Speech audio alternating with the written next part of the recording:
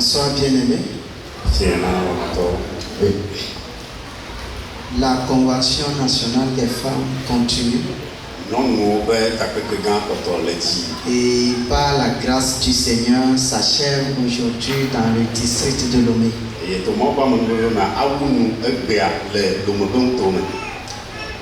Nous bénissons le Seigneur pour la vie de chaque frère et sœur dans le district de Lomé. Pour le zèle de Dieu que vous avez en vous. Et le fait et comment Dieu vous a utilisé au cours de cette convention.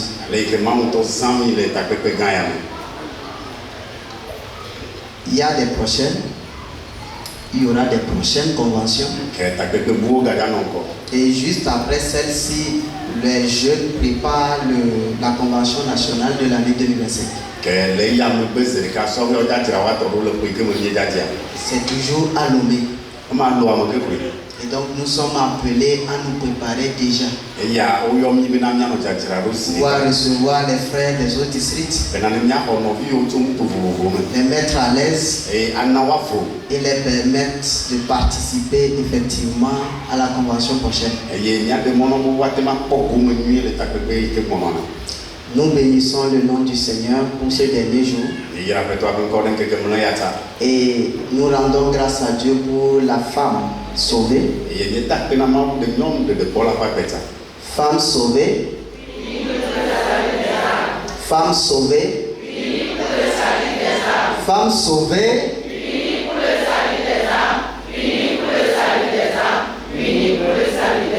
On acclame très fort le Seigneur pour le C'est ainsi que par vos initiatives. C'est ainsi que par vos initiatives. Et le zèle de Dieu qui est en vous. En cette année, vous avez amené toute l'Église à bénéficier de cette convention nationale. Nous avons honoré la femme chrétienne qui est la femme de distinction. Et nous avons su ce qui la distingue. Amen. Amen. Il est l'agneau de ma rédemption. Il est mon substitut. L'agneau de Dieu qui a été immolé est digne de louange. Il est l'agneau de ma rédemption. Il est mon substitut. L'agneau de Dieu qui a été immolé est digne de louange. Je veux dire merci, merci, merci à toi, Seigneur.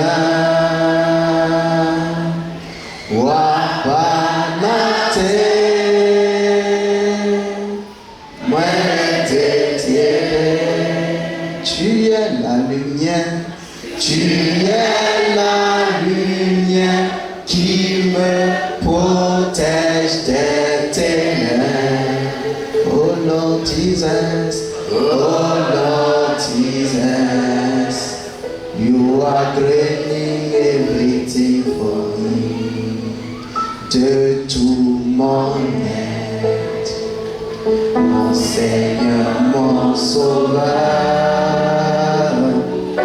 mon Rédempteur, ma délivrance. Je veux te dire merci, car ton amour pour moi est inestimable. Seigneur, alléluia. De tout mon être, mon Seigneur, mon Sauveur, mon Rédempteur,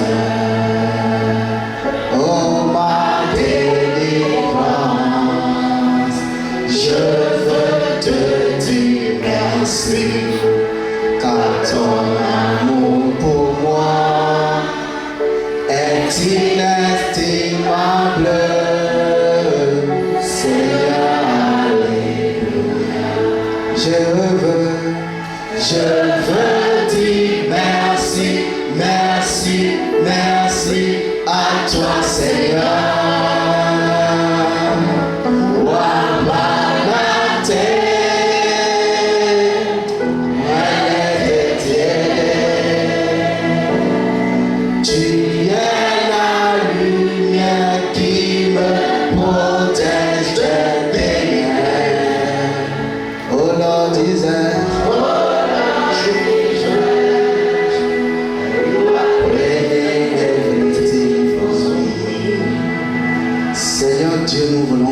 Merci ce soir. Bénissons ton Saint-Nom, ta fidélité, ta bonté et ta justice dans notre vie, Seigneur. Merci pour cette convention nationale au cours de laquelle tu nous as permis de nous examiner davantage. Tu as permis à d'autres de rejoindre le bécail. Et tu as servi de témoignage pour certains aussi. Seigneur, merci pour la suite. Merci pour ce jour aussi. Tu continues par nous enseigner. Accorde-nous la grâce d'écouter de la bonne manière et de comprendre. Seigneur, merci pour nous les vases que tu utilises encore en ce jour. Et des mots justes et simples que tu nous accordes. Au nom suffisant de Jésus. Amen. Amen. Bien-aimés, depuis le mardi, nous avons commencé l'enseignement sur la femme de distinction. Et nous avons compris que la femme de distinction selon Dieu, c'est une femme qui est intérieurement riche. Et la femme de distinction selon le monde, c'est une femme qui est riche physiquement. Donc la femme de distinction, pour Dieu, il l'a sauvé et l'a ajouté dans son église. Et nous avons pris des exemples pour expliquer la femme de distinction dans le foyer. La Bible dit nous marchons pas par la vue mais par la foi. Et donc nous avons compris la femme de distinction dans le foyer, que tout ce qu'elle sera en train de faire dans son foyer vient de ce qu'elle a entendu des Écritures. Ce qui a fait que nous avons parlé de la femme et son époux qui est l'Église et Jésus-Christ.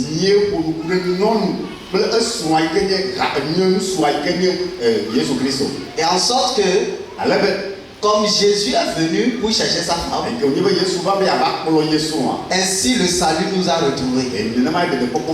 Donc, quand les hommes et la religion font tout pour aller vers Dieu, Jésus est aussi en train de bâtir son église. Et c'est lui qui vient vers nous pour nous sauver. Et nous avons vu dans Genèse 11 que les hommes sur la terre ont fait un pour aller vers Dieu. Mais Dieu les a détruits. Mais il est revenu dans Genèse 12 dans son modus operandi. Et il a choisi Abraham. Et il nous a montré par Abraham que c'est le moyen là que lui sauve l'homme. Et lorsqu'on vient au séminaire, lorsque nous sommes arrivés, nous venons même comme enfants de Dieu. Mais comme nous sommes venus comme enfants de Dieu, Dieu a obligé par sa parole de détruire tout ce que tu as fait pour aller vers lui. Et si tout est détruit, alors il te montre comment lui doit venir vers toi pour te sauver. Et si ça s'est passé, alors tu comprends comment est-ce que Dieu t'a rendu juste. Et nous avons aussi vu la femme qui est sauvée dans sa mission. On a parlé de Léa et de Rachel, qui sont des sœurs mais qui ont épousé un même mari. Alléluia. Amen. Donc, qu'est-ce que Dieu voulait expliquer? Dieu voulait nous expliquer l'homme charnel dans l'église et l'homme spirituel dans l'église. Ça veut dire, dans l'église que Jésus même est en train de bâtir, il y a l'homme charnel qui se contente de son salut, et qui est à l'image de Rachel. Et il y a l'homme spirituel qui juge de tout. Et lui, il est à l'image de Léa. Et pour que Dieu nous fasse comprendre beaucoup de choses, il nous explique que Rachel avait une bonne posture, mais n'était pas riche intérieurement. Mais Léa n'avait pas de posture, mais elle était riche intérieurement. La richesse de l'intérieur, c'est l'abondance de la parole et bien sa compréhension. Alléluia. Amen. Donc, dans l'église du Seigneur, on peut trouver que c'est deux. Mais si on vient sous ce temple-là, il y a encore une troisième personne. Alléluia. Amen. C'est des gens qui vont être avec nous, qui vont entendre tout ce que nous avons entendu, mais qui ne seront pas sauvés. La Bible les appelle l'homme animal. Et pour ces personnes, lorsque les plaies des derniers jours vont frapper la terre, eux vont savoir que vraiment la moisson est déjà passée. Et que eux, ils ne sont pas sauvés. Pour ceux qui n'ont jamais entendu la parole de la vérité, et ils ne sauront pas qu'il y a eu une moisson. Mais ceux qui sont parmi nous et qui sont non sauvables, ils sont des hommes animaux, et ils vont dire que la moisson est passée.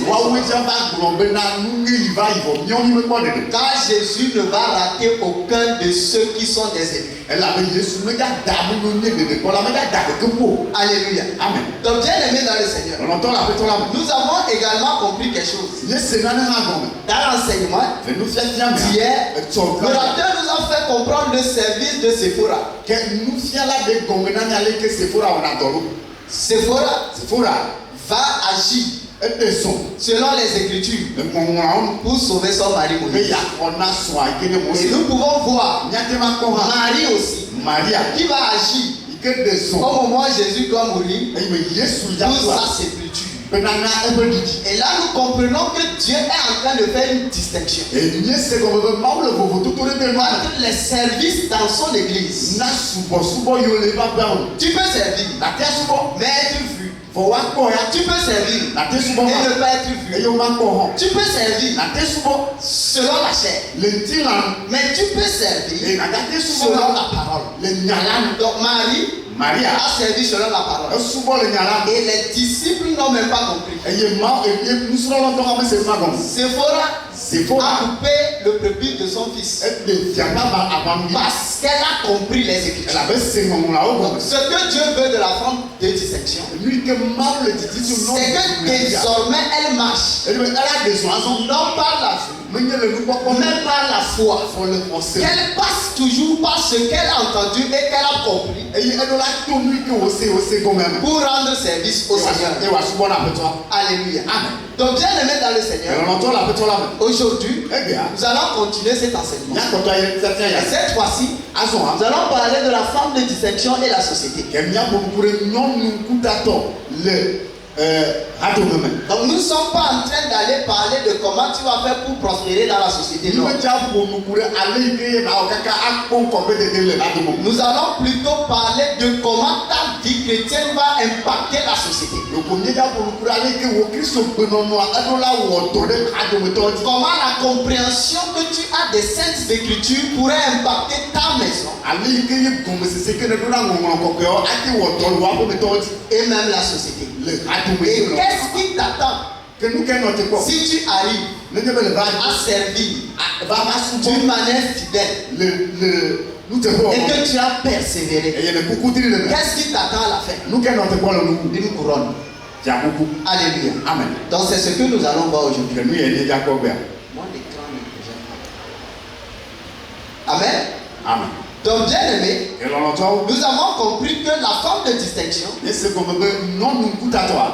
qui la distingue, c'est pas ce qu'elle a dehors, mais ce qu'elle a dedans, à l'intérieur d'elle. C'est pourquoi Paul donne cette instruction. À qui? À Timothée. 1, 2, 3. 1 Timothée 2, verset 9 à 10. Je veux aussi que les femmes, vêtues d'une manière décente, avec pudeur et modestie, ne se parlent ni de tresse, ni d'or, ni de perles, ni d'habits somptueux, mais qu'elles se parlent de bonnes œuvres, comme il convient à des femmes qui font profession de servir Dieu.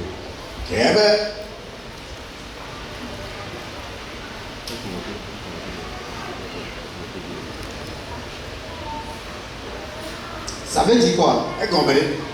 Dieu nous explique que quand lui regarde, il jette un coup d'œil sur l'église. Que lui ne regarde pas qu'est-ce que les femmes de distinction ont porté. Qu'est-ce qu'elles ont mis sur elles. Que c'est pas ce qu'elle veut voir. Si leurs bijoux sont en or, en argent ou en ambre, il ne veut pas voir ça.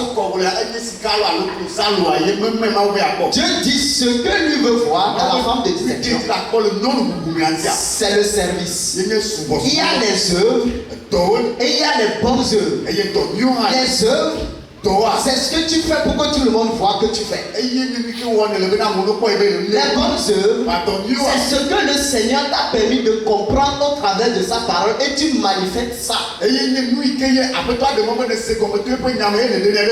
il y a des œuvres que tu vas manifester parce que Dieu l'a déjà prévu. Il dit, il a préparé ces œuvres-là d'avance pour que après ton salut, tu puisses les pratiquer. C'est-à-dire ton cahier de charge avait été déjà rédigé avant que tu ne réalises ton salut. Donc en tant que femme de distinction, lorsque tu as réalisé ton salut et tu as enseigné, il va falloir manifester les bonnes œuvres qui ont été déjà préparées à ton salut pour que tu puisses les pratiquer. Alléluia. Amen.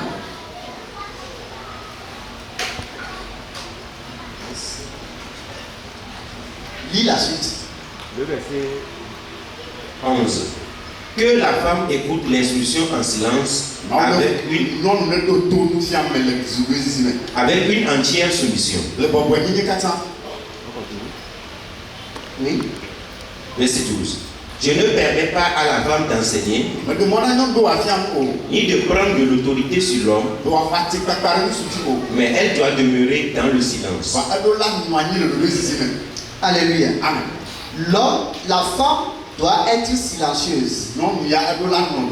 Où? Dans l'assemblée. Alléluia. Elle doit être silencieuse.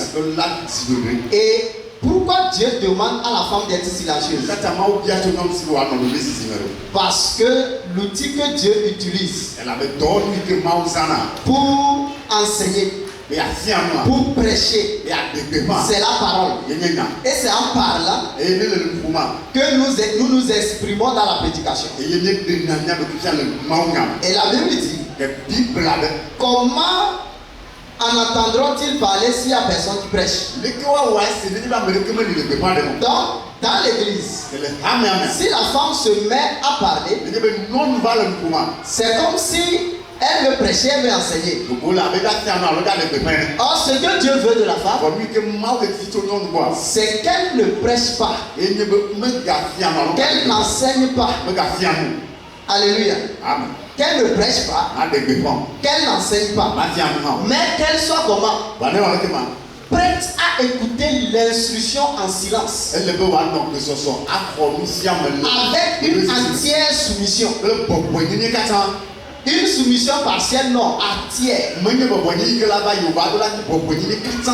Jusqu'à ce qu'on peut attendre une femme qui peut dire, je ne suis pas d'accord.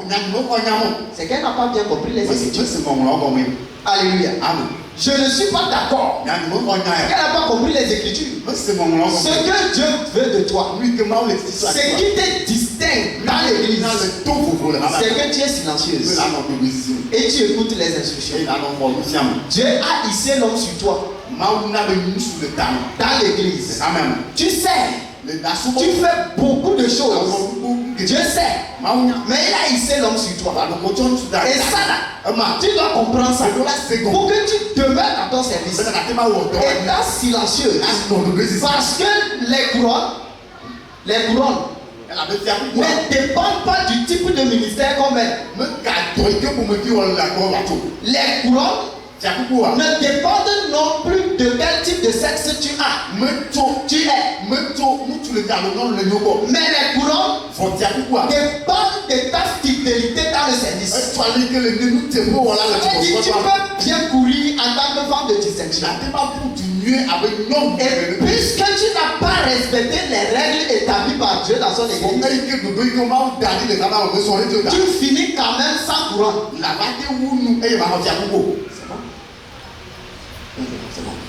Amen. Amen. Donc bien aimé dans le Seigneur, Dieu exprime qu'il ne permet pas à la femme d'enseigner. Ça là, c'est-à-dire, tu en tant que femme de distinction, tu as la possibilité, la capacité de prêcher, d'enseigner. Il y a des femmes parmi nous. Un prédicateur prêche. Quand il dièse la parole, la femme a dit non, ici là, c'est pas ça. Elles sont pleines ici. Si on leur donnait seulement le micro, Dieu sait qu'elles sont capables de prêcher.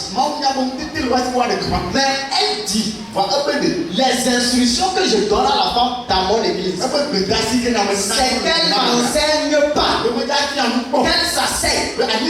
Pourquoi Dieu prend cette mesure?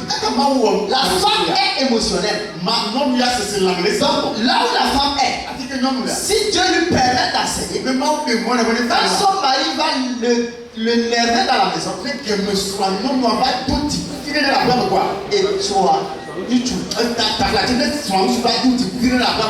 quand la femme va arriver ici, elle va transformer tout son enseignement pour marquer bien son mari avant de descendre.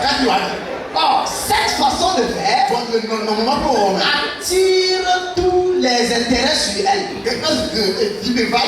La femme ne craint pas beaucoup. Amen. Mais l'homme, quand Dieu lui donne des commandements, l'homme craint Dieu. C'est pourquoi c'est Christ qui est la tête de l'homme. Et Dieu a permis que l'homme soit la tête de la femme. Si tu négliges ta tête, tu n'es plus vivante. Donc, chère femme de distinction, nous savons que Dieu vous a déjà donné la capacité de prêcher. Mais c'est lui également qui vous demande de ne pas prêcher. Mais au contraire de faire quoi? De persévérer avec modestie dans la foi. Ce que vous avez entendu et ce que vous continuez par entendre, de persévérer dedans. Quand vous persévérez, il dit de persévérer aussi dans la charité. Amen. Amen. La charité de Dieu nous vient de ce qui nous a aimé le premier. Et nous l'aimons beaucoup quand on comprend profondément ce qu'il a payé pour nous. Et nous aimons aussi les frères. Alléluia. Il dit elle doit persévérer en quoi? Dans la sainteté. Amen. Amen. C'est pas beaucoup. C'est beaucoup. C'est beaucoup. Quand vous ajoutez encore l'enseignement, la sainteté de la femme. Une femme qui se déshonore ne peut pas, par son corps prêché. Or, c'est ce que Dieu veut d'elle.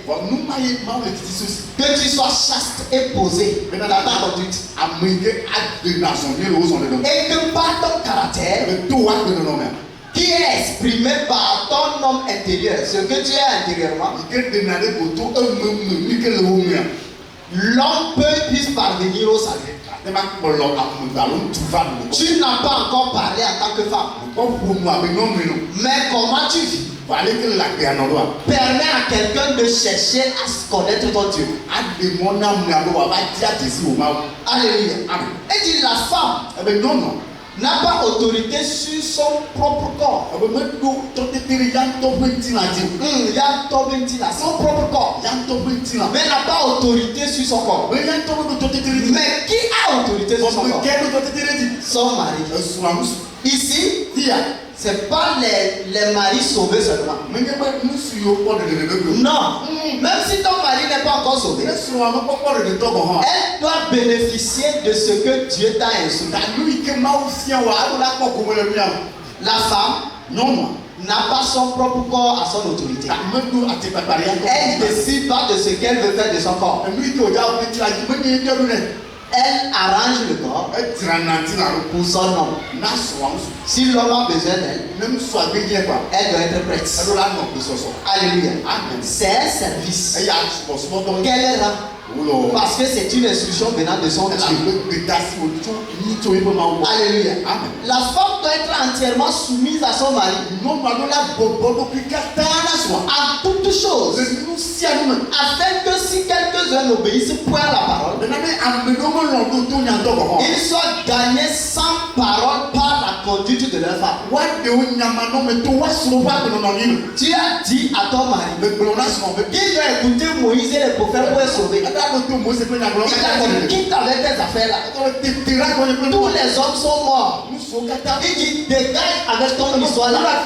Donc, il ne veut point écouter la parole. Tais-toi. La vie que tu vas mener dans la maison là, va emmener ton mari à aller écouter la parole. Donc, tu vas prêcher à ton mari par ta vie.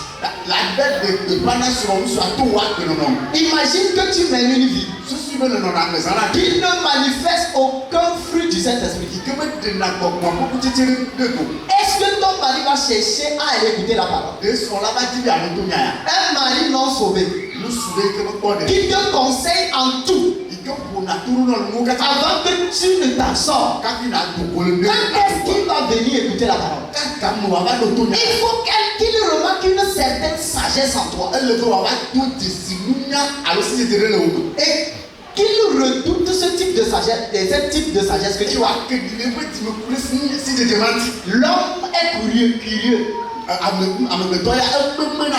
Et il va chercher à savoir qu'est-ce qui a rendu sa femme comme ça. Et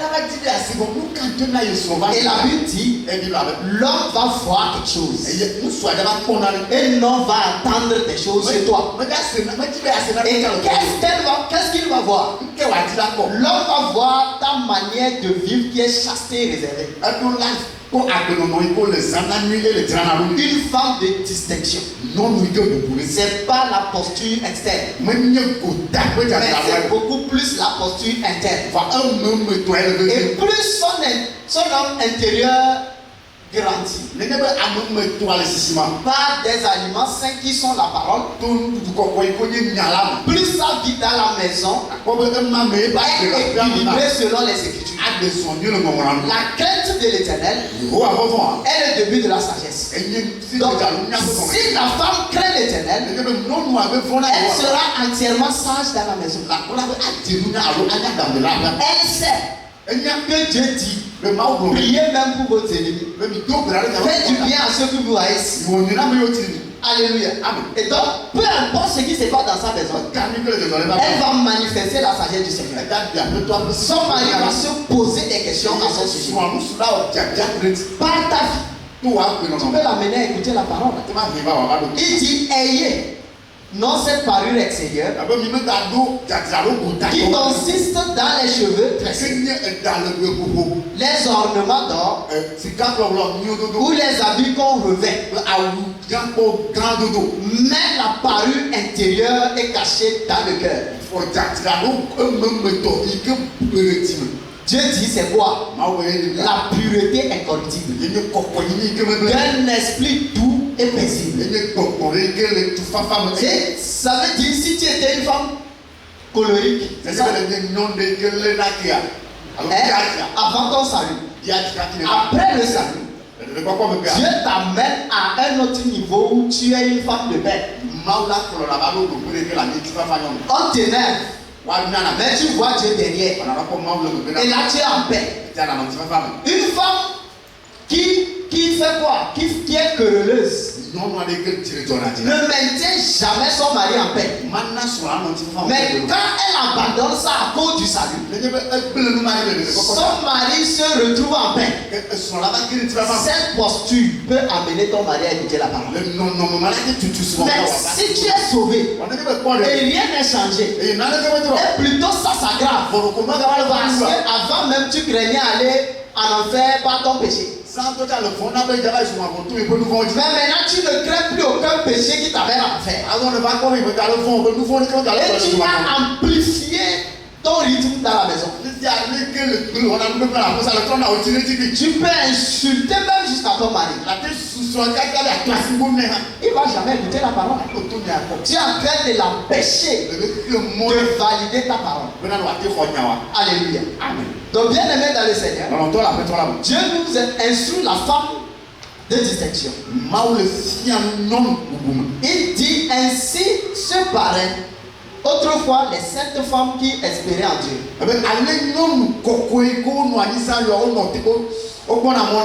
Soumises à leur mari. Alléluia. Amen. Est-ce que tu es soumise à ton mari? Dieu dit tu es une femme de distinction.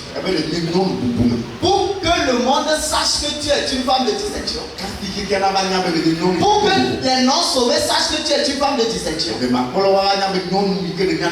Ils viendront te voir soumise à ton mari. Ton mari sera surpris lui-même que tu lui sois soumise. Alléluia. Amen. Il dit comme Sarah était soumise à Abraham, il l'appelait mon Seigneur. On n'avait pas donné une instruction. Comme Paul lui l'a fait. Mais Sarah avait compris que Dieu est le maître de Abraham. Et Abraham est son maître. Donc il ne saute pas Abraham. Il appelle Abraham Seigneur. Il ne saute pas Abraham. Il appelle Abraham mon Seigneur. Elle appelle Abraham mon Seigneur. Elle était soumise. Et la Bible dit c'est d'elle que vous êtes devenus les filles. Quel type de filles? Les filles de distinction. En faisant ce qui est bien, sans vous laisser troubler par aucune crainte. Alléluia. Amen. Mais parmi les femmes de distinction, il y a des veuves. Mais Dieu a permis qu'il y ait des caractéristiques à qui on peut appeler veuve dans l'église. Une veuve, c'est pas celle qui a perdu son mari. Non, elle doit être quelqu'un, une femme qui s'est mariée avec un mari. Un homme. Et ils sont restés longtemps. Voici jusqu'à 60 ans au moins. Elle est veuve. On peut la classer parmi les veuves. Donc à 40 ans, à 35 ans, on ne peut pas te classer parmi les veuves. Tu es une femme qui a perdu son mari. Et tu as 35 ans, 40 ans, 50 ans. Qui sait? Tu peux encore épouser un autre homme. Alléluia. Amen. Donc, Si on veut traiter les veuves, il fallait normalement que cette personne remplisse ces conditions-là. La Bible dit qu'une veuve, pour être inscrite sur le rôle,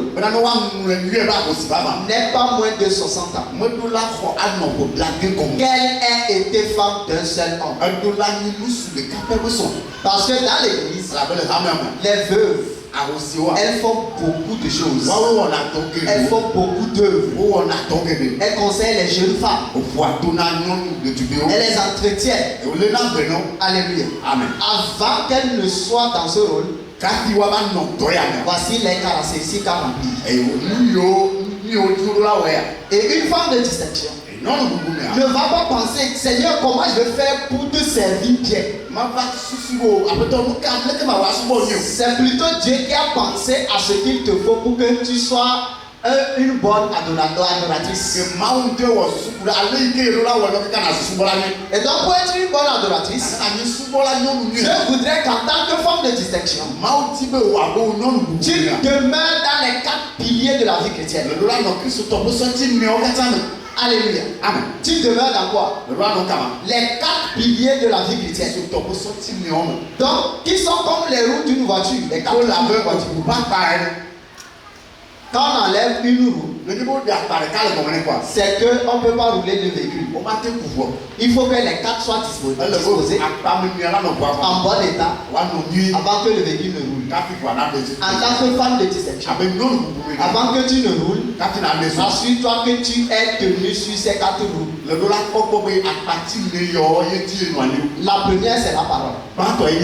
La femme doit persévérer dans la foi. La foi vient de ce qu'on entend. Elle doit écouter, écouter, encore écouter.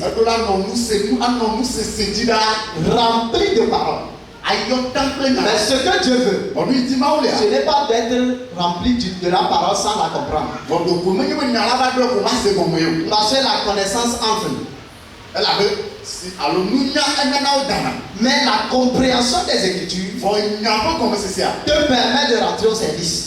Si tu entends et tu comprends, chez Dieu tu as reçu sa parole. Tu peux bon entendre. Si tu n'as pas compris, chez Dieu il reste encore avant qu'il ne dise que tu as reçu. Donc les QG, la prière, l'école de base, les cultes de dimanche, tout le dispositif est là. Pour que tu puisses avoir la parole. Et quand on avance, il y a la communion. Une femme de distinction, c'est celle qui maintient le lien de la paix dans l'église. Dieu ne tenant pas compte des temps d'ignorance, au point où nous sommes arrivés actuellement, nous devons marcher d'un même pas. En sorte que la femme de distinction dans l'église sache qu'elle n'est pas là pour bavarder. Elle parle moins. Et elle cherche l'intérêt de Christ dans l'église. Alléluia. Amen. Elle n'est pas là pour parler des frères et sœurs. Elle n'est pas là pour murmurer. Elle est là. Et la parole qu'elle a compris, elle a déjà montré que c'est Dieu qui est derrière tout. Alléluia. Pour pouvoir maintenir le lien de la communion. Ensuite, la prière. Le moyen par lequel Dieu nous parle, c'est pas la parole quand on écoute comme ça. Mais le seul moyen par lequel nous aussi nous parlons à Dieu, c'est pas la prière. Lorsqu'une femme de distinction ne prie pas, elle est une femme orgueilleuse. Elle est une femme charnelle. Parce qu'elle veut faire des choses, mais elle ne demande pas à Dieu d'abord. Et ça, on doit revenir sur toute l'église qui est l'épouse du Seigneur. Si l'épouse veut faire un service, l'église veut faire un service, et l'église n'adresse pas ses prières d'abord à Dieu,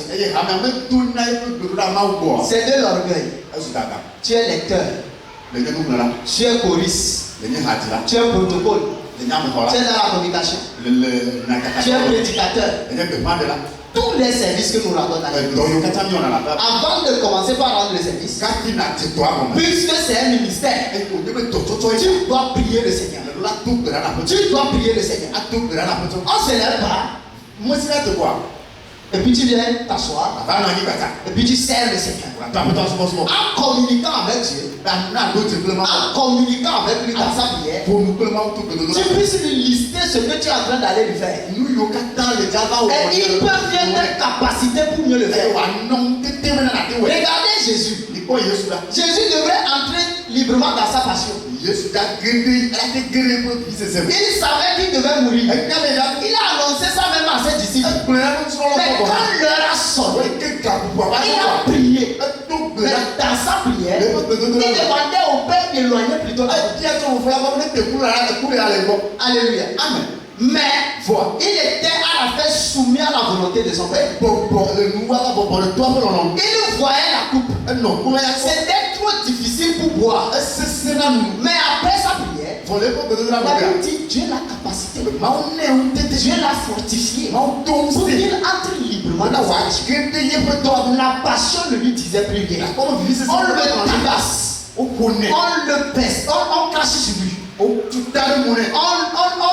fait des traces de quoi? Des maîtrissures. Donc il voit tout ça. Mais quand lui, il a même été crucifié, il est sur la croix. Mais jusqu'à mort, lui peut dire Père, pardonne-leur. Ils ne savent pas ce qu'ils font. C'est-à-dire il a été capacité pour rentrer librement dans son service et terminer son œuvre. C'est de la même façon. Nous ne pouvons pas dire que quel que soit le ministère que nous menons, que c'est facile. Non, au contraire. C'est difficile, mais c'est Dieu qui nous capacite. Donc il n'est pas possible d'aller au service sans qu'on prier le Seigneur. Tu veux interpréter, tu pries le Seigneur. Tu veux lire, tu pries le Seigneur. Tu veux chanter, tu pries d'abord le Seigneur. Tu es en communication, tu pries le Seigneur. Peu importe ce que tu vas faire dans le vie, tu dois communiquer avec Dieu d'abord. Alléluia. La prière fait partie des piliers. Et le dernier pilier, c'est l'évangélisation. N'oublie pas, l'évangélisation, c'est un combat. Le combat de la foi. Amen. Et pour aller au combat, il faut avoir des armes. Et dans Ephésiens 6, à partir du verset 12, Dieu a parlé des armes. Et ce qui est important dans les armes, il y a d'abord le salut. Il y a le casque que tu portes. Vous savez, quand on porte le casque, même on peut lancer une balle et le casque va protéger ta tête. Alléluia. Amen. Mais si tu n'as pas le casque, quand la balle viendra, elle atteindra directement ta tête. On va apprendre que tu n'es plus parmi nous, que tu es en train de faire encore autre chose. Que cette affaire-là, que toi tu as trouvé une erreur dedans, ta salut n'était pas chez toi. Alléluia. Dans la tête était vite. Et tu es parti en évangélisation. Tu es parti au combat. C'est pas de l'amusement bien aimé dans les Seigneur. Et on t'a lancé un verset. Tu n'as pas pu résister. Et tu es tombé au champ de bataille. Mais pour nous les sauver, quand tu pars au combat, c'est comme Jésus au désert. Même si Satan utilise les versets, tu utiliseras les versets pour lui montrer que ce n'est pas ça. Et il est écrit que Dieu va commander, ordonner même les anges pour te porter de peur que ton pied ne perde pas une vie. Donc Jésus, jette-toi. Mais Jésus l'a dit. On ne tente pas Dieu. C'est écrit ou pas? C'est écrit. La religion Et les non sauvés, ils piquent des versets dans la Bible pour orienter leur mission. Mais toi et moi, en tant que sauvés, Dieu nous a permis de relier tous les versets. Alléluia. Amen. De relier tous les versets. Donc, dans le combat, le salut est important. Il protège ta tête. La vérité. Pour que tu ne trébuches pas sur le champ de la bataille, il faut que tu aies la vérité comme c'est Dieu. Qui te soutient. Alléluia. Qui te soutient. Et la vérité, c'est la parole. En sorte que celui qui t'écoute, même s'il sort des versets, toi, comme tu comprends, tu peux le lui expliquer. L'évangélisation, c'est un combat. Donc, il faut demeurer aussi dans l'évangélisation. Il faut avoir l'esprit de Dieu en toi comme le pain tranchant. Et l'esprit, c'est toujours la parole. Donc, quand on t'envoie un verset, toi aussi tu peux envoyer un verset pour réexpliquer. Ou quand on t'envoie même une doctrine qui n'est pas biblique, toi tu peux résister avec la parole. Et là tu peux bien évangéliser et amener quelqu'un au salut. Alléluia. Amen. Donc, bien aimé dans le Seigneur, la femme de distinction, c'est une femme qui mérite des récompenses. Elle est sur les 4 piliers. Elle a œuvré et elle mérite des récompenses. Alléluia. Amen. Donc, il y a une récompense qui attend tous les sauvés. Mais celui qui ne fait rien n'aura pas de récompense. Ça veut dire quoi? On ne perd pas le salut. Mais tu peux perdre toutes tes récompenses. Tu peux travailler jusqu'à arriver à 99% des bonnes œuvres. Et un seul acte que tu poses dans l'église va brûler toutes tes œuvres. Et tu reviens à zéro. Vous connaissez Jean-Baptiste, non? Il ne mangeait ni ne buvait. Amen. C'est lui qui a tracé la voie du Seigneur. Mais en prison, il n'a pas continué par être respectueux, obéissant et soumis. Mais il a envoyé demander si c'est Jésus qui devait vraiment venir.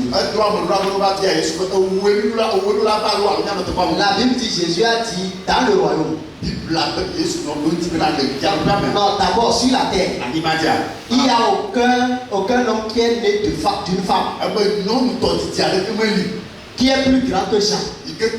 Donc même tous les prophètes sont sous Jean. Mais ce qu'il vient de faire dans le royaume, le plus petit du royaume sera plus grand que lui. Donc malgré tout ce qu'il a fait, malgré que tous les prophètes sont sous lui, dans le royaume il sera le plus petit. Alléluia. Donc quand tu es en train de faire ton service en tant que femme de distinction, prends garde que tes œuvres ne se brûlent pas en chemin. Si tout se brûle, tu n'auras rien.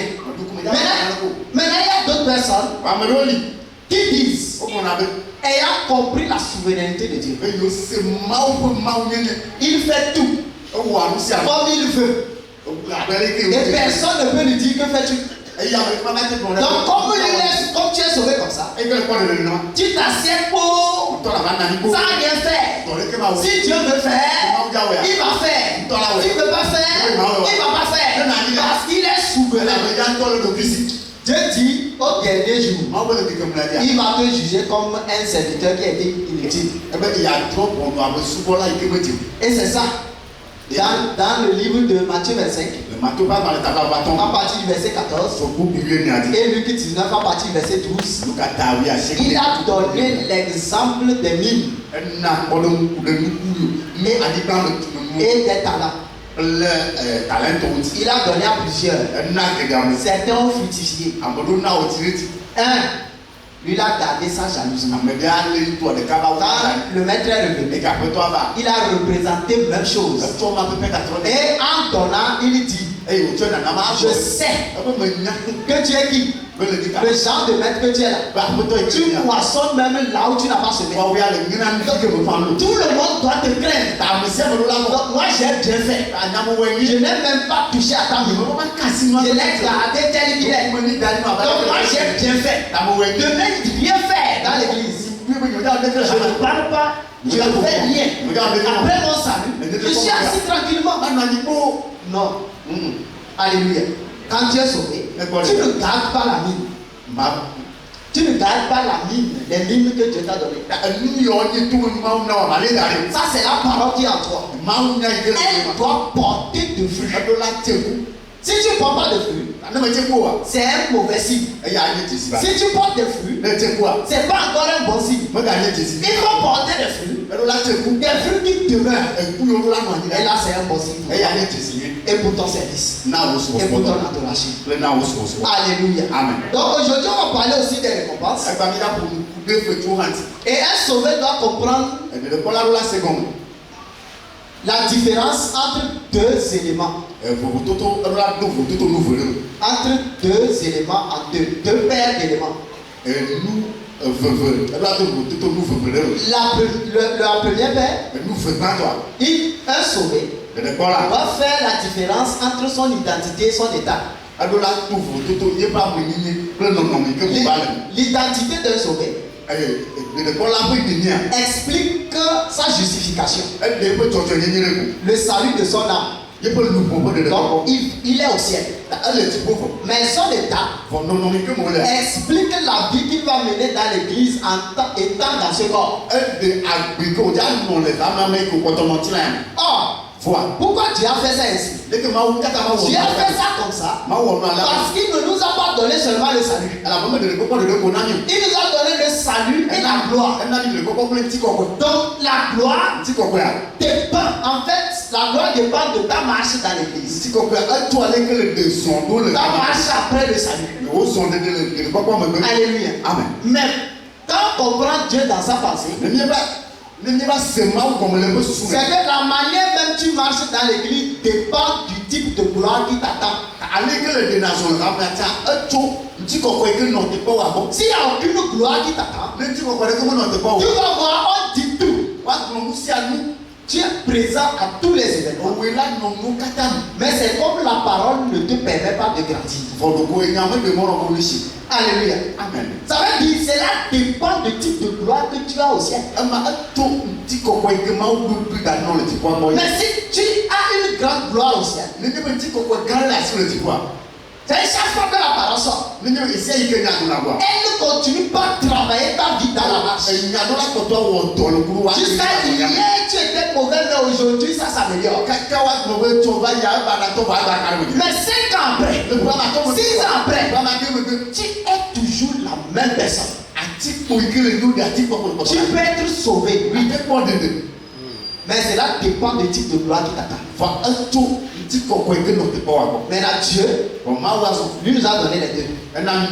Mais le second là, dépend de comment tu vas marcher. Si tu n'arrives pas à arranger, c'est que sache que tu n'as pas une bonne place en haut là-bas. Alléluia. Amen. Parce que Jésus a parlé du plus petit dans le royaume. Le plus petit dans le royaume, c'est les hommes charnels qui ont même enseigné leur manière de vivre. Mais les hommes spirituels, c'est eux qui sont restés dans le commandement de Christ et qui l'ont enseigné aussi. Ce sont les hommes spirituels. Ils ont une grande place au ciel. Donc ta marche a un prix. Ta marche a un salaire que Dieu doit te payer. Donc si tu crois que ta marche ne vaut rien, Dieu veut ta marche. Donc le sauvé doit mettre la différence. Notre identité a été expliquée dans Ephésiens 1 du premier verset jusqu'au 14 verset. Et c'est merveilleux. Mais après ça, c'est la marche. La marche, qu'est-ce que Dieu veut de nous? Il voudrait qu'on marche comme notre identité est. Est-ce qu'on vient de comprendre? Comment notre identité est? Sans tâche, limite, lumière de semblable. Il veut que dans la marche, nous soyons aussi comme ça. En tant que forme de disciple. Éphésiens 1, le verset 1 à 14. Paul, apôtre de Jésus-Christ, par la volonté de Dieu, aux saints qui sont à Éphèse et aux fidèles en Jésus-Christ. Que la grâce et la paix vous soient données de la part de Dieu notre Père et du Seigneur Jésus-Christ. Béni soit Dieu, le Père de notre Seigneur Jésus-Christ, qui nous a bénis de toutes sortes de bénédictions spirituelles dans les lieux célestes en Christ. En lui, Dieu nous a élus avant la fondation du monde pour que nous soyons saints et irrépréhensibles devant lui. Nous ayons prédestinés dans son amour à être ses enfants d'adoption par Jésus-Christ selon le bon plaisir de sa volonté, à la louange de la gloire de sa grâce qu'il nous a accordé en son bien-aimé. En lui nous avons la rédemption par son sang, la rémission des péchés selon la richesse de sa grâce que Dieu a répandu abondamment sur nous par toute espèce de sagesse et d'intelligence, faisant connaître le mystère de sa volonté selon le bienveillant dessein qu'il avait formé en lui-même pour le mettre à exécution lorsque les temps seraient accomplis, de réunir toutes choses en Christ, celles qui sont dans les cieux et celles qui sont sur la terre. En lui, nous sommes aussi devenus héritiers, ayant été prédestinés suivant la résolution de celui qui opère toutes choses d'après le conseil de sa volonté, afin que nous servions à la louange de la gloire, nous qui d'avance avons espéré en Christ. Verset 13. En lui vous aussi, après avoir attendu la parole de la vérité, l'évangile de votre salut, en lui vous avez cru et vous avez été scellés du Saint-Esprit qui vous avait été promis. Verset 14. Lequel est un gage de notre héritage pour la rédemption de ceux que Dieu s'est acquis à sa louange de sa gloire. Amen. Dieu parle de notre identité. Nous sommes sauvés. Nous sommes des enfants adoptifs par Jésus-Christ et par son œuvre. Il nous a scellés de son Saint-Esprit. Mais nous devons maintenant marcher. On a dit dans Galates que la chair a des désirs contraires à ceux de l'esprit. Et l'esprit aussi en a de contraires que ceux de la chair. Quand tu es sauvé nouvellement, tout le monde, toi et moi, quand nous sommes sauvés nouvellement, la chair domine 50% et l'esprit aussi domine 50%. Mais qu'est-ce qui va faire la différence dans la marche? En écoutant toujours la parole et en essayant de mettre en pratique ce que tu as compris de la parole, en s'efforçant de la mettre en pratique, l'esprit commence par dominer plus sur la chair. Et si tu persévères, finalement, les œuvres de la chair ne seront plus rien devant toi. Et c'est ce que le Seigneur veut pour nous. Il ne veut pas qu'on demeure comme ça. Il veut qu'on grandisse. Il ne veut pas qu'on soit immature. Mais il nous a sauvés. Et nous attend à la maturité. Alléluia. Donc, bien aimé, la deuxième chose, la deuxième paix, c'est qu'un sauvé doit faire la différence entre le salut et les récompenses. Parce que le fruit de l'identité, c'est notre repos éternel. La vie éternelle. Maintenant, le fruit de notre état,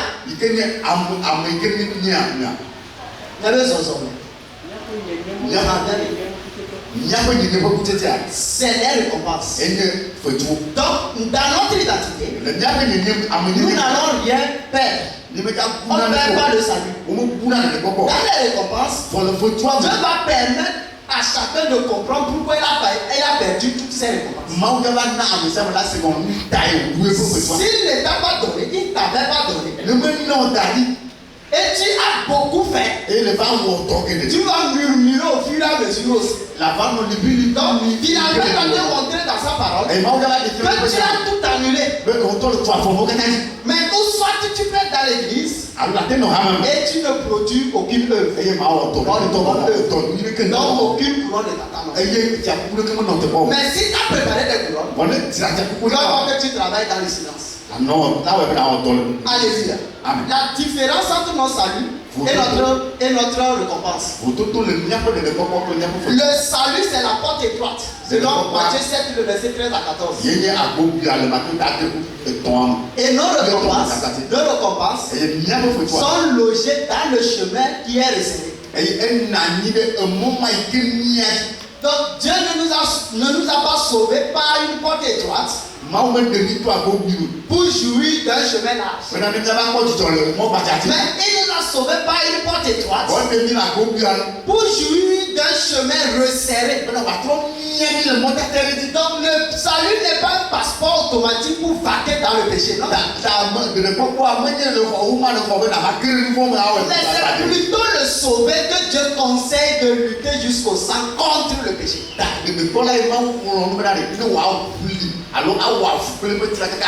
Ça permet de prêcher la parole.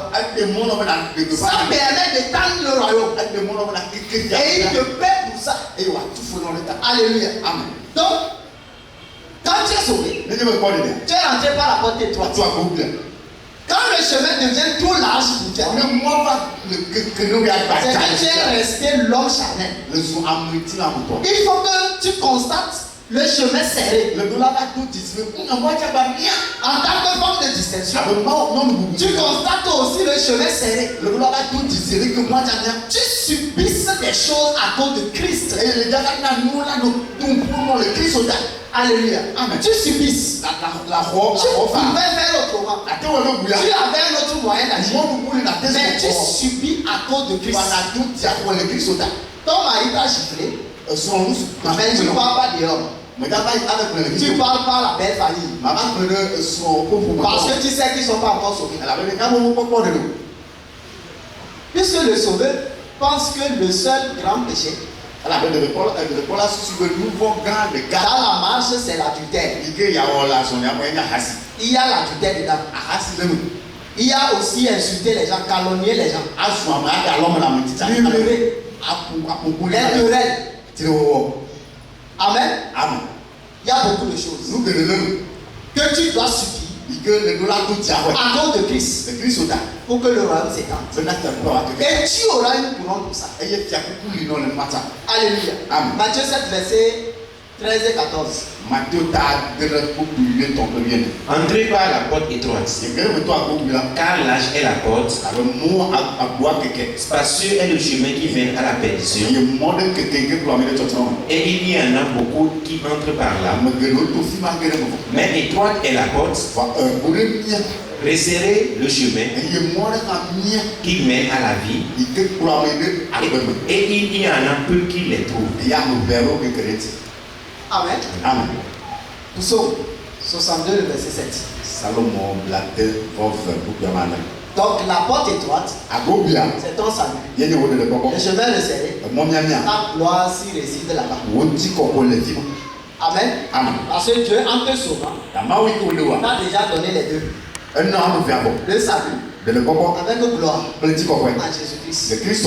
Oui, il dit quoi? Sur Dieu repose mon salut et ma gloire. Le rocher de ma force, mon refuge est en Dieu. Mon salut et ma gloire se reposent sur Dieu. Ça veut dire la marche là. Ce n'est pas les efforts. On demande la grâce du Seigneur. Alléluia. Amen. L'habitude est une seconde nature. Si ton chemin est devenu large et tu ne penses à rien, ça va devenir ton seconde nature. Mais si tu demandes la grâce du Seigneur, tu ne sauras pas comment toi tu as laissé ça et tu es devenu vraiment utile pour le Seigneur. Alléluia. Amen. Notre salut et notre gloire se reposent sur l'Éternel. C'est lui qui est à la charge. Alléluia. Amen. 2 Timothée 2, le verset 10. Il dit quoi? C'est pourquoi je supporte tout à cause des élus, afin que aussi obtiennent le salut qui est en Jésus-Christ avec la gloire éternelle. C'est les deux. Le salut en Jésus-Christ avec la gloire. Toi qui es déjà sauvé, tu supportes tout à cause de et à cause de ceux qui ne sont pas encore sauvés, pour qu'ils reçoivent aussi le salut avec gloire en Jésus-Christ. Alléluia. Amen. Donc quand Dieu a appelé Abraham, il a appelé Abraham père de la foi. Et quand il a appelé David, il a appelé David un roi. Mais lorsqu'il vient dans Matthieu 1, le verset 1, il dit quelque chose. Oui. Généalogie de Jésus-Christ, fils de David, fils d'Abraham. Il dit fils de David. Ensuite, fils d'Abraham. David n'est pas Abraham. Mais comment Jésus est fils des deux? Je veux parler de qui nous sommes. Nous sommes qui? Devenus sacrificateurs par la foi. Et nous allons régner avec Christ.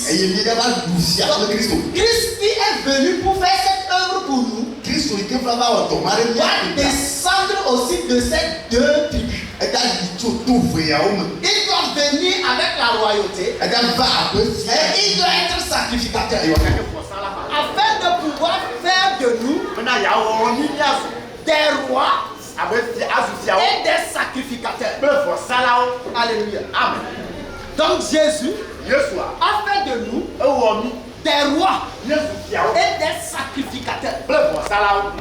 Puisque lui-même, il est né roi et il a été notre sacrificateur. Il est souverain sacrificateur. La Bible dit, quand Jésus était sur la terre, aucun sacrificateur n'avait plus la possibilité de venir. Premièrement, Jean-Baptiste, il est né d'un sacrificateur. Jésus va changer le sacerdoce. Quand Jean-Baptiste a vu Jésus venir à lui dans le Jourdain,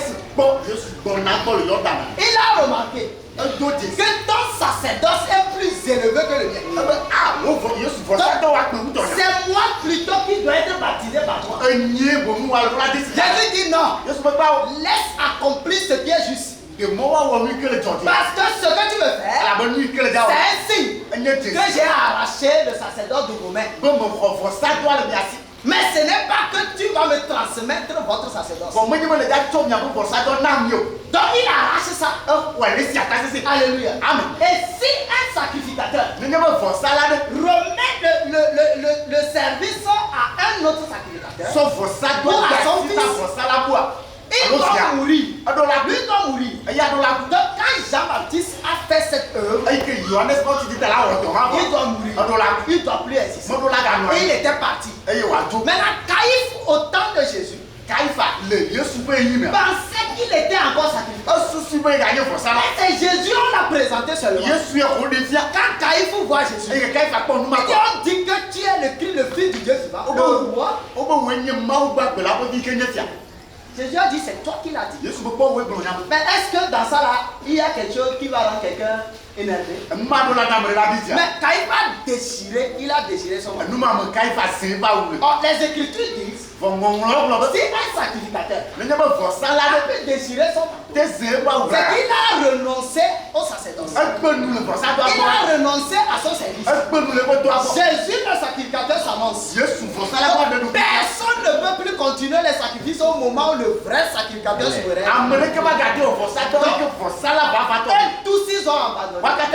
Et la Bible dit quand il a accompli son œuvre, dans Apocalypse 5, je crois, il dit il a fait de nous des rois et des sacrificateurs. Alléluia. Amen. Donc là où nous sommes,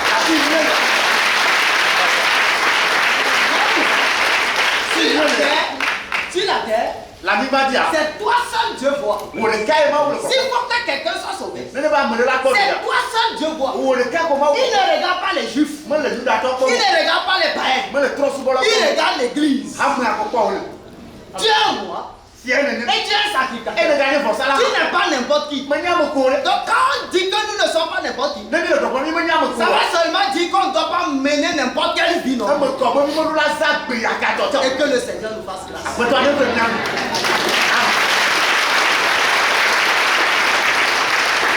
Et dans notre service, comment est-ce que le service est fait? On le fait dans une posture.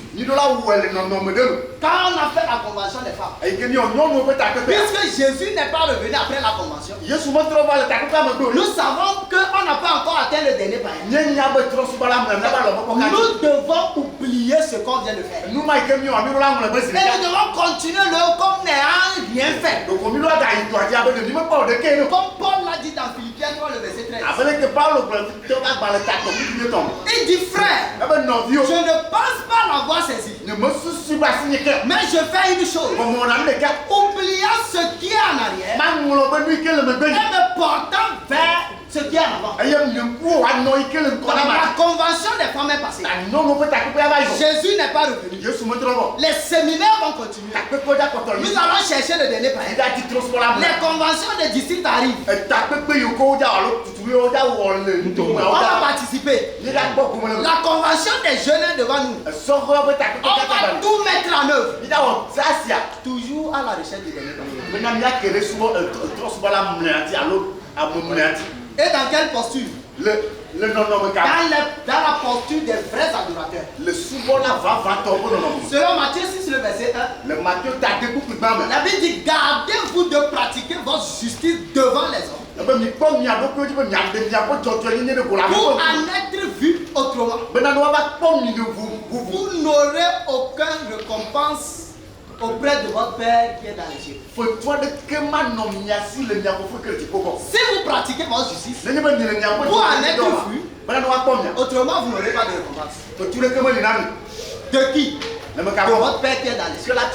Mais vous aurez une récompense des hommes. Mais pas de Dieu, votre Père qui est dans les cieux. Donc quand nous allons pratiquer notre justice, c'est dans le secret. Alléluia. Amen. Afin que le Père qui voit dans le secret puisse nous le rendre. Amen. C'est dans cette posture qu'on doit servir le Seigneur. Et vous savez, s'il y a un événement, ou bien pour prêcher la parole, tu as appris que j'ai donné 4 millions. Tu vas me voir. Mais si j'ai donné mes besoins pressants, 4 millions, l'église va utiliser ça pour prêcher. Mais on ne saura pas que c'est moi qui ai donné. Alléluia. Amen. Donc si tu veux pratiquer tes œuvres pour ne pas être vu, tes hommes Mais être vu de Dieu marche selon le dispositif de l'église. Si tu es fidèle dans tes besoins présents, l'église ne manquera pas d'argent pour prêcher la parole. Quand on dit on n'a pas fait un don ensemble pour faire quelque chose, viens mettre dans le même panier. N'attends pas pour donner autrement. Donne et cache-toi. Qu'est-ce que tu as et que tu n'as pas reçu? Et si tu l'as reçu, pourquoi veux-tu te glorifier? Comme si tu n'avais pas reçu de Dieu. Donc nous allons servir. Tant qu'on n'a pas trouvé le dernier païen, nous allons encore assainir notre façon d'adorer. Et nous allons persévérer. Et il y a des couronnes qui nous sont réservées. Il y a une couronne qui est réservée aux prophètes, à ceux qui prêchent la parole. Alléluia. Et cette couronne-là, je peux la donner à la femme de distinction. Parce que Jésus explique dans Matthieu 10, le verset 41. Il dit celui qui reçoit un prophète en qualité de prophète recevra une récompense de prophète. Et là, normalement, cette couronne est réservée pour celui qui prêche. Mais puisque tu l'as reçu, tu le reçois en qualité de prophète, Dieu te réserve aussi sa couronne. Si tu reçois un frère ou une soeur en qualité de quoi? En qualité de juste. Alléluia. Tu recevras aussi la récompense des justes. Donc là où nous sommes, dans l'église, quoi qu'on fasse, Dieu est derrière. Dieu est derrière. Il nous surveille. Avant ton salut, ne te considérait pas. Mais aujourd'hui, moindre geste, Dieu regarde. Alléluia. Amen. Comment tu traites les frères? Comment tu traites les frères? Et comment tu traites les prophètes? Aujourd'hui, les prophètes, c'est ceux qui annoncent Jésus. Alléluia. C'est ceux qui annoncent Jésus. C'est les prédicateurs, les pasteurs. Et le Seigneur nous explique. Il nous donnera des à toi et à moi de demander sa grâce et de nous lancer encore dans la mission. Comme si on n'a rien fait. Au Togo, il y a plus de 8 millions d'habitants. L'église fait 7000 membres. Si l'église faisait 8000 membres, on n'a pas encore fait 1% de la population du Togo. Ce que nous on sait, c'est que Dieu ne va pas sauver tout le monde au Togo. Mais Dieu veut que la nation togolaise écoute cet évangile, écoute cette parole du royaume. Donc nous allons travailler en sorte que chaque Togolais ait à écouter cet évangile au moins une fois. Et par rapport à ce qui concerne le disciple de Lomé, nous allons travailler en sorte que tout Lomé, il y a tout le monde qui a une fois écouté la parole. Donc quand tu retournes dans ton assemblée, tu vas travailler dans le but de conquérir ta zone. Et si tu le fais, Jésus te mettra à sa droite quand il va faire les séparations. Parce que celui qui n'est pas sauvé ne pourra pas le faire. Alléluia. Il dit dans le livre de Matthieu, à partir du verset 35, il va faire un prix. Il va faire un prix. Et il mettra certains à sa gauche. Ce sont des boucs, des moutons. Et il mettra des brebis à sa droite. Il va apprécier les brebis. Parce que quand il était nu, ils l'ont mis des habits. Quand il avait fait soif, ils l'ont donné à manger. Alléluia. Amen. Mais il il va jeter ceux qui sont à sa volée les boucs en enfer. Et il va dire qu'il avait faim, ils n'ont pas donné à manger. Ni soif, quand il avait soif, ils n'ont pas donné à boire. Il souffrait de nudité, ils n'ont pas habillé. Bien aimé dans le Seigneur. Là où ils sont, ils sont en train de la religion et tous les ministères que tu connais. Ils ne peuvent pas étancher la soif spirituelle de quelqu'un. Mais c'est nous qui tenons la parole de la vérité. Et c'est toi et moi, nous allons étancher la faim de quelqu'un. Et la soif de quelqu'un. Et Jésus dit, nous sommes des brebis. Mais quant à ce qui les concerne, ils ne peuvent pas habiller la nudité de qui que ce soit. Galates 3, le verset 27 dit, tous qui avaient fait quoi? Baptisé en Christ.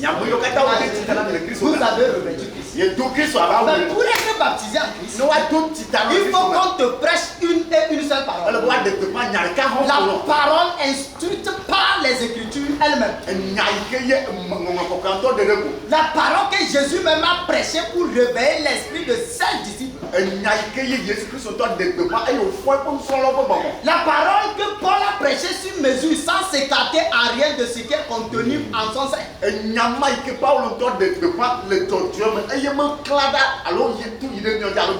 Cette parole c'est Moïse et les prophètes. Et quand on la prêche, on peut étancher la soif de quelqu'un. On peut le rassasier de sa faim.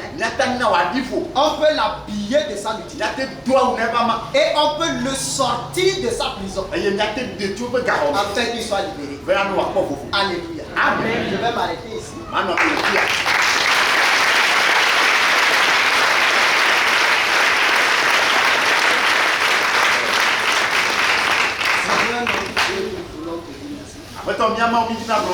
Merci pour ta parole. Et merci pour tes instructions. Merci pour la capacité que tu as créé les femmes dans tout le Togo et surtout dans les disciples afin que cette convention connaisse du succès. Et merci parce que nous n'avons pas atteint le dernier païen par cette convention. Merci de ce que tu vas nous capaciter à continuer par chercher le dernier. Au nom suffisant de Jésus. Amen.